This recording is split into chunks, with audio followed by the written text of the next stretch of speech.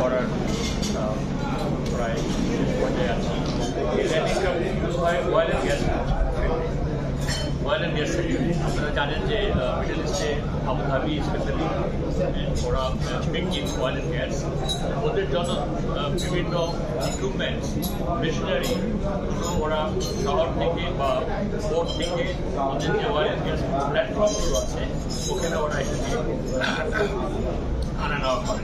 So these are specialised. এখানে আপনার 123 ton capacity ramp আছে এবং আপনি দেখবেন যে পরে গ্যাস আছে বা মাছ আছে দিয়ে বড় বড় নিয়ে আসবে এবং তারা গ্যাস ফিল্ডে নিয়ে আসবে।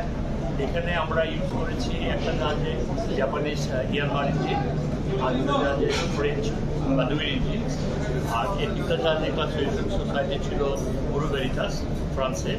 ওরা একদম ম্যাটেরিয়াল থেকে শুরু করে শেষ পর্যন্ত আজকে ওরা ক্লাসিফিকেশন সোসাইটিতে ক্লাস ইস্যু করবো।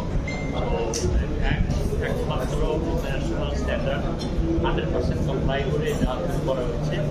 শুধু তাই না, স্ট্যান্ডার্ড থেকে আরেকটু বেশি, কারণ যেটা অয়েল অ্যান্ড গ্যাস চলবে। So that intrinsically safe. Intrinsically safe বলতে যেখানে কোনো ধরনের ফায়ার অ্যান্ড যেন না হয়, কোনো ধরনের গ্যাস থেকে আগুন এই ইলেকট্রিক্যাল ফায়ার না হয়, ইন্টারেন্সিক্যালি সেফ করা হয়েছে। So this is our decision. আর এরপরে আমাদের পাইপলাইনে সিমিলার ভেসেলস আছে, এবং আমি আপনাদের কারেন্ট বলতে চাই যে এটার মেন ইউজ হলো ADNOC Abu Dhabi national oil company, big oil measure.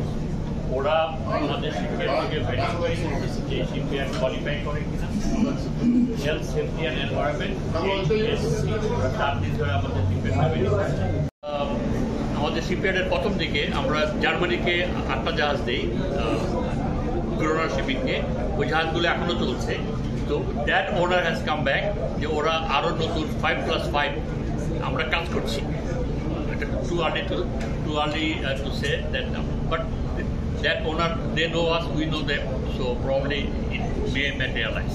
5+5 with a German company. Our advantage is huge skilled, unskilled manpower. I mean, I can say our worker, our manpowers are the best in the world. আমি আপনাকে একটু guarantee দেবো, এটা নিয়ে আমি অনেক একটা argue করেছি। আমার শ্রমিক, আমার ওয়ার্কাররা কখনো না বলে this is they have not learn to say no. So this is my strength.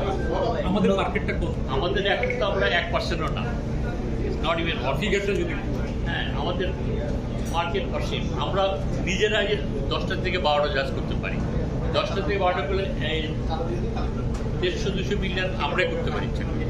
আমরা একটা ফিশিং ট্রলার করছি, $25 মিলিয়ন একটা জাহাজ কাজ শুরু হয়েছে। সো ওরকম নর্ডিজিয়ান ফিশিং ট্রলার, সো ওরকম 10টা জাহাজ ইজিলি করা যায় 1 বছরে। So 200-250 million for one ship builder it's not a big challenge. এখন যদি আরও মাল্টিপল শিপ বিল্ডার আছে বাংলাদেশে, আরও অনেক আছে, এখানে অনেক নাম নাই বলি, but there are good companies who can also do the same.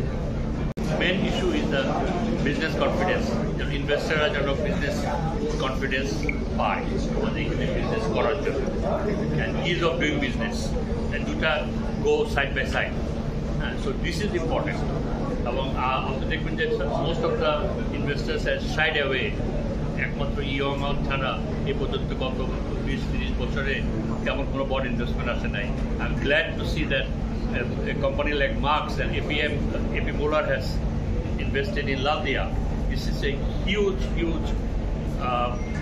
thing for Bangladesh, that it gives a message to the rest of the world. If AP Moller can invest, there is a confidence level from them for a long term working. So business confidence যদি আমরা আনতে পারি, আমি মনে করি Korean, Vietnamese এবং Japanese sheep বিল্ডারদেরকে আমরা এখানে অ্যাট্রাক্ট করতে পারবো।